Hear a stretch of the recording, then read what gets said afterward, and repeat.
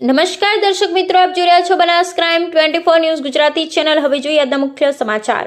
ડીસા પાલિકાના ફાયર વિભાગે ફટાકડાની દુકાનમાં તપાસ હાથ ધરી। ડીસાના ડુઆ રોડ પર ફટાકડાની ફેક્ટરીમાં થયેલ બ્લાસ્ટમાં 22 લોકોના મોત નીપજ્યા બાદ ડીસા શહેરમાં ફટાકડાના તમામ લાયસન્સ રદ કરી દેવામાં આવ્યા। જ્યારે હાલમાં દિવાળીના તહેવારમાં રાજ્ય સરકારના નિયમ અનુસાર ફટાકડા વેચાણ કરતા વ્યાપારીને હંગામી લાયસન્સ ઇસ્યુ કરવા માટે જાહેરનામું પ્રસિદ્ધ થતા ડીસા શહેરમાં સિઝનેબલ વેપાર કરતા વેપારીઓ દ્વારા ફટાકડા વેચાણ માટે લાયસન્સ મેળવવા માટે નાયબ કલેક્ટર કચેરી ખાતે અરજીઓ કરેલ, જ્યાં ફટાકડાની ફેક્ટરીમાં બ્લાસ્ટ બાદ રાજ્ય સરકાર દ્વારા નવી ગાઈડલાઈન જાહેર કરવામાં આવી, જેને લઈ ફટાકડા વેચાણ માટે લાયસન્સની અરજી કરનાર વેપારીઓને હજુ સુધી લાયસન્સ ઇસ્યુ કરવામાં આવેલ નથી। ડીસા ઉત્તર દક્ષિણ તાલુકા પોલીસ અને મામલતદાર કચેરી દ્વારા પોતાના અભિપ્રાય આપી દેવામાં આવ્યા છે। ત્યારે આજે નગરપાલિકા દ્વારા ફાયર વિભાગને ફટાકડાની દુકાનોમાં ફાયર સેફટીને લઈ તપાસ હાથ ધરવામાં આવી હતી, જેમાં ફટાકડાની દુકાનોમાં ચેકિંગ કરી રિપોર્ટ નાયબ કલેક્ટરને સોંપવામાં આવશે તેવું ફાયર ઓફિસર નરેશભાઈ પરમાર દ્વારા જણાવ્યું હતું। જ્યારે ફટાકડાની દુકાનમાં ફાયર સેફટીની તપાસ દરમિયાન અનેક દુકાનમાં સરકારની ગાઈડલાઈન મુજબ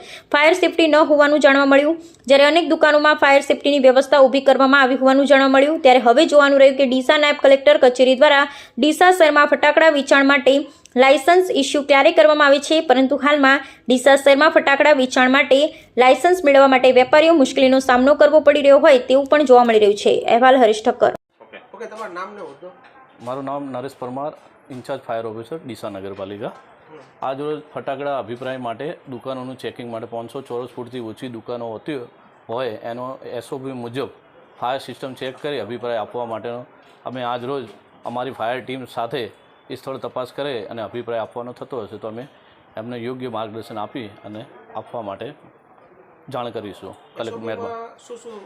એસઓપીમાં મુજબ હાઇડ્રન્ટ સિસ્ટમ છે, ઓઝરીલ છે, સ્મોક ડિટેક્ટર છે, આ તમામ એસઓપી મુજબની સિસ્ટમ સાધનો લગાવેલી હશે તો એ મુજબને અમે એમનો જે પરિપત્ર મુજબ છે એમ આપીશ અને અભિપ્રાય કલેક્ટર સાહેબને જાણ કરીશું।